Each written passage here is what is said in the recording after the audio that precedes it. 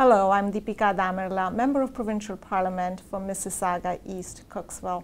You know, May 1st of this year was a really big day here in Mississauga because some of you may recall that it was on that day that we made a big announcement, a big healthcare announcement. We announced that the local hospital, the one at Queensway and Highway 10, the Mississauga Hospital, is going to expand. This is an issue that's been really important for me because I know it's important for all of you. And the commitment I made to you was that I would get back to you with real answers. And so I am so delighted that I'm joined here today by Emmanuelle, who is the CEO of the hospital. And Michelle, I just want to thank you so much because you are the CEO of not one hospital, but 3 hospitals. And you've taken the time to answer the questions that my constituents have put forward, and I really, really appreciate it. Well, I'm delighted to be here with you. Okay. My first question, Michelle, is can we just clear up the name? Because my folks and I when I say the Mississauga Hospital, people are not sure what I'm talking about because this is the Trillium Hospital, but then there's the Trillium Health Partner. So do you want to just tell us what is the name of the hospital? When did it change? Just tell me. So think about it like a first name and a last name. It's the Credit Valley site, Trillium Health Partners. The Mississauga site, Trillium Health Partners. The Queensway site, Trillium Health Partners. That's how we came to our names. Well, those are great, and thank you for clearing it up. So we all know we are speaking about the Mississauga Hospital today, and that's the one that used to be called Trillium Hospital, yes. And it's the one that's at Queensway and Highway 10. That's right. Okay. So I'm just going to ask you a couple questions that my constituents have asked me, in the wake of this big announcement that we made about the Mississauga Hospital. One common reaction was, it's great that you're expanding the physical space of the hospital, but a common question has been, are you going to hire more doctors? Are you going to hire more nurses? And I've always reassured them, yes, but I want to hear from you. Sure. So a couple of things. First off, we're very excited about the announcement. I just want to, again, thank you for the work that you've had in helping us get to this point in time. We're going to add 500 new beds. The vast majority of them will be at this Mississauga site, probably over 300 to 350 of those beds. Absolutely, more doctors, more nurses, more cleaners, more environmental service workers. That's a hospital. Like 500 beds is a hospital almost unto itself. Yeah. So absolutely. Fantastic. Along the same lines, here's a question, and I'm actually reading the question directly as it was. Wait times in ER need to improve.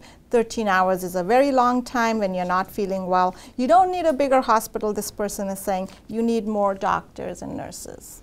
So first off, I also want to just say thank you. One of the things I love working with you is you're always bringing that feedback from the community through all the ways in which you are connecting. So we really appreciate getting that feedback. And this is a question that we get fairly regularly. So first off, just so folks know that we are constrained by space. Just the physical space of as we have more people coming through the door. This year, 5,000 more people will come through the door at Trillium Health Partners at the Mississauga site. The vast majority of them will be at this site for cardiac care and emergent neurosurgery care. So we actually get constrained by how many patients we can actually look at. Yeah. Our doctors will tell you they don't even have space to physically assess, and we've had to make arrangements to do that. The other thing I can tell you is we have added more shifts for our physicians in the emergency department. We've actually held our wait times pretty constant, even though we will see 5,000 more people this year. Having said that, I always want to say people are waiting too long, and we are looking for ways to resolve that.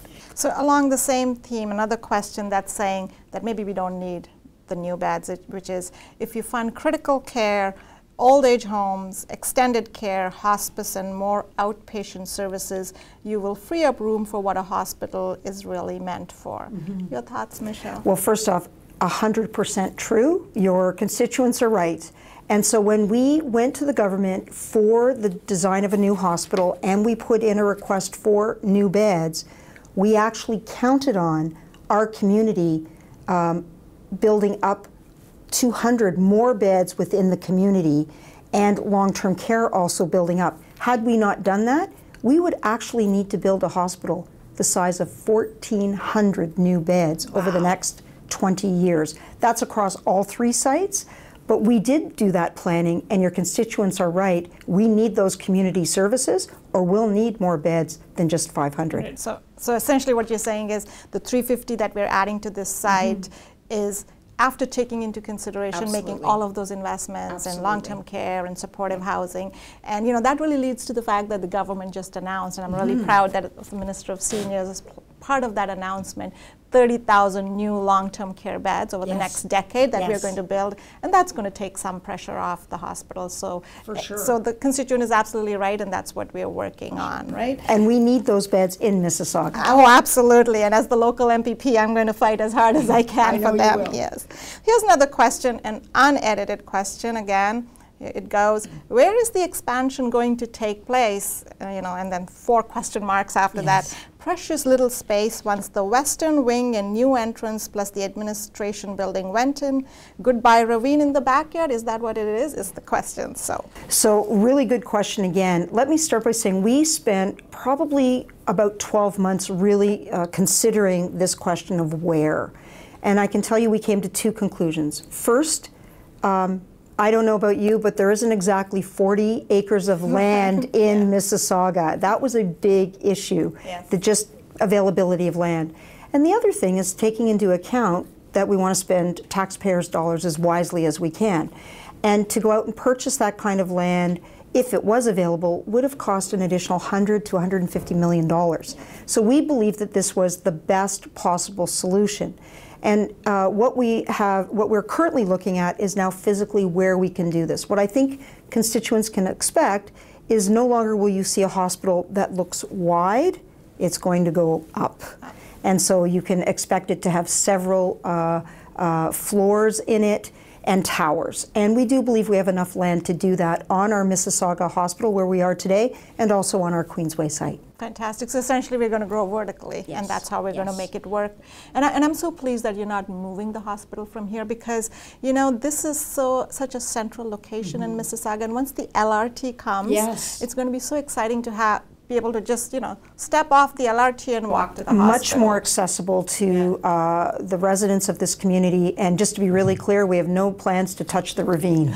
But I should also say we are, over the next 18 months, we'll be out into the community getting that input. So I look forward to hearing from our residents on that. Fantastic. Here's another question. The hospital is going to lead to more congestion on Hurontario Street and I guess Queensway. I guess the question is, as we expand the hospital, will we be looking at traffic plans? And Absolutely. We're working very closely with the city and their planning department. We do believe the LRT will help with that, because there will be options for people to travel in different ways and not just through their own motor vehicles, but that will be all part of the planning process. Okay. Now this person, I really want to say he had a long 1-page post, and I really appreciated that, because for somebody to take the time to write out in such detail. Now, we don't have the time for me to read the entire post, so I picked a few questions that he asked. So I'm just going to, again, do my best to keep the spirit of the question, so I'm trying to quote directly. An expansion might be a good way to replace things that are already crumbling. The physical building, however, is only one small part of a much more complex picture.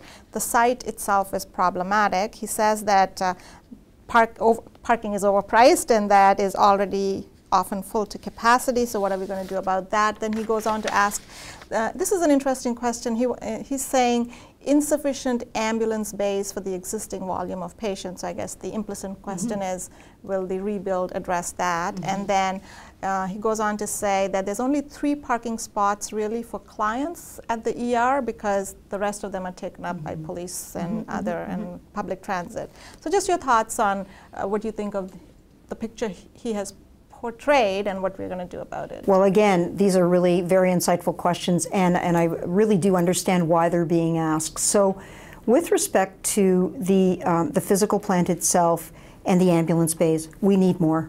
We do. And on any given day, you will see the ambulances lined up, because this site was built for, just over 60,000 people coming through the doors in the emergency department. We're going to see over 100,000 this year. Wow. So yes, we do need ambulance bays.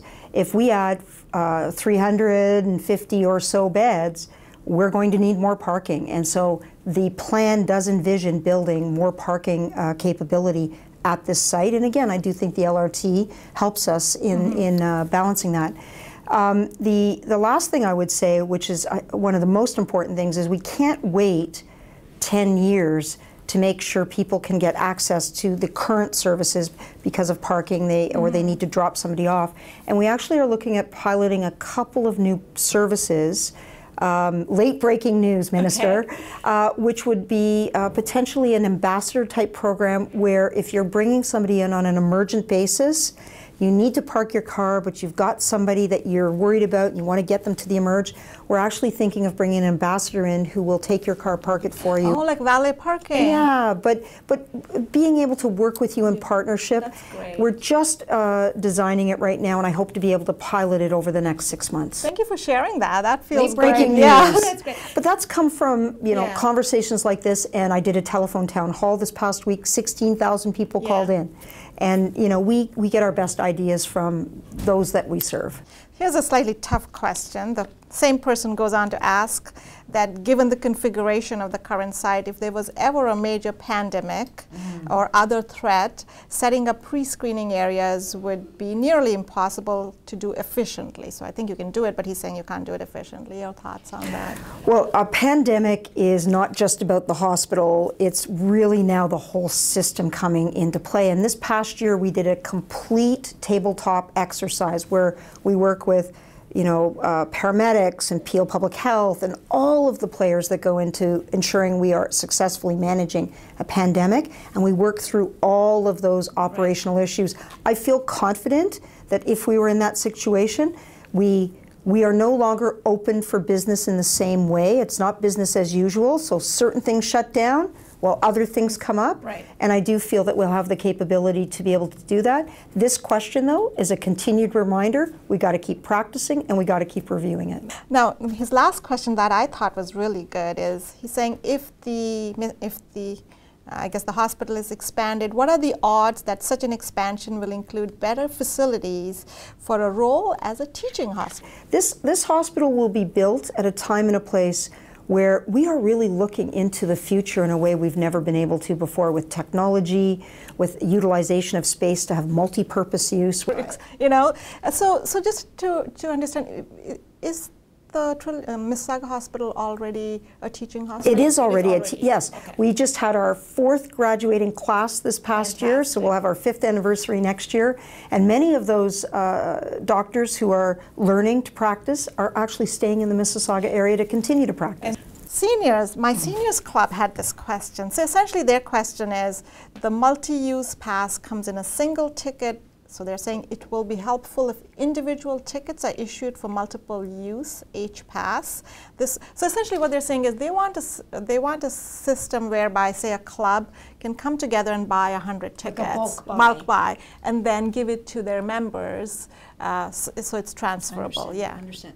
So we've spent last year working with our patient councils on our parking, and we made some changes to that parking structure to make some of those passes more affordable, and we always search for that feedback. So I'll take that away. I think the concept of a bulk buy is an interesting one, particularly by community clubs and groups that come together. And so why don't I report back to you on that? That would be great, and we'll take it to our patient councils to review it. As the Minister of Seniors, that would be a really good initiative for us to work on. We're always looking for ways we can do more. Coming back to a similar theme question around, the expansion, which is somebody wants to ask, if we built ambulatory care or an outpatient care is built, this person is suggesting you would not need to expand the hospital. So again, another great question, and I'm going to unpack this one a little bit because it's complicated. So right now, you should know at Trillium Health Partners across all of our sites, we see as many patients in our ambulatory system as we do in our inpatient system. So we see about 1.6 million a year. About 800,000 of those patients come through our outpatient clinics. Wow. So we already have one of the largest clinic footprints in the province. Like the AIM clinic would be all of those, and our fracture clinic. If you come in to our breast diagnostic imaging clinic, you'll get a whole series of services. When we design for the future, again, one of the ways we've been able to keep that bed number down is to really plan for more clinics. So right. Again, your constituency is right on. That's what we have to do. But the other thing that I think is important to understand is we already, because we're so effective that way, we actually have one of the lowest admission rates into hospital in the country. And so we also want to make sure that we don't go so far that the people who need to get into the hospital aren't getting in. So we're constantly balancing those two things. But I think what I'm taking away from this question, and I think it's the right advice to me, is as we design for the future, let's keep people out of hospital because nobody wants to be in the hospital, and let's give people options to get the service they need. Yeah. So here's a question from me. I know that there's nobody more convinced that we need more beds here than me, and I'm really thrilled. But I also know that's a big project. So it's going to take some time before we cut the ribbon on the 350 new beds. But in the meantime, our needs here in Mississauga are going to grow. So is there like an interim plan to manage, the surge in demand as we have an aging population and the city of Mississauga is growing while we get to the new build? So there absolutely is. In fact, your government just recently announced 2,000 beds for this flu season to assist with that, of which Trillium Health Partners received about 99 of those beds to be able to help us. Part of our challenge is those beds we can't open in the hospital. It comes back to an earlier question. We're going to work with community partners to help people get out of hospital and into their transition into their next level of care. And so that is part of the plan. We're opening a long-term care facility. We're just in the process of trying to secure land. That's 221 licenses that will assist us. We are also looking internally at more efficiencies that we can create. We believe that will create more capacity to take patients in. And we work with our local health integration network that is building out more community care. Again, your government recently announced more funding for this particular community. That helps the hospital as well. So we have a short-term plan, which is how do we get through the next year. We have medium-term plans in terms of long-term care and continued efficiencies. And we have a very futuristic plan, which is to cut the ribbon on a new hospital. And I hope we'll do that faster than any other community has done in the past. And anything I can do, Michelle, to speed up that process, let me know at Queen's Park, and I'm happy to advocate. Well, and let me just thank you and your team personally, because your town halls that you've had over the last year, your continued use of social media to get that awareness out around capacity issues, there is no doubt that has been an important ingredient to our success. When our community is clear about what it needs, I believe that people have been listening. That's fantastic. And so there was one question that I don't think I got to ask you, which is really top of mind for my constituents and for me as well, which is we know there's going to be 350 new beds. But I think a big question is the ER also going to expand, right? And that's a question that I want assurance that your plan will have something for the ER expansion as well. I should clarify a couple of things. So as I said, it's 500 beds or more. We think it's around 350 for the Mississauga site, but we're also replacing almost 500 beds at the Mississauga site. This is going to be a brand new hospital for all intents and purposes. That includes new emergency department, new surgical rooms, state-of-the-art, new diagnostic imaging areas. This hospital, through this expansion, will virtually be replaced. Fantastic. So my last question, if a constituent, I'll tell you, I get two types of calls for the hospital. One is to say what a great experience it was, that you go into the hospital hearing all these stories, but that they or their loved ones had superb care. And then I also get, when the care wasn't what the patient was hoping for. In that second case, who should they call? Okay. So first off, that's the most important feedback we can get, is where we can do better. We love to hear when we've done well, for sure, and we're very proud of the service we give and the nurses and the doctors and others. But when it hasn't gone the way you want it to have gone, or something has left you questioning, we want to hear from you. We have a patient relations department in our hospital. It's on the website. You can call through. They are your partners in your care. They will talk to you about and listen in terms of what has gone on. They will speak to the frontline caregivers to give them the feedback. And where there's been a serious disconnect, they will work with you and our hospital staff to review that care, to do a chart review of that care, and provide feedback to make sure it's as transparent as it possibly can. My experience in that process has been when we do that together and we learn that process together and we go through it and we find where we can do better. I have generally found that our patients feel very rewarded by the fact that we've learned something and we won't make that same mistake again. So call the patient relations department, and if for whatever reason you feel you need to call me, I serve this community, and my number is also on the website, and please do call my office. Thank you, Michelle. This has been such a great learning experience for me. You were fantastic with your answers. I look forward to working with you as this hospital gets expanded. We have a lot to do, and thank you again for your support. Thank you.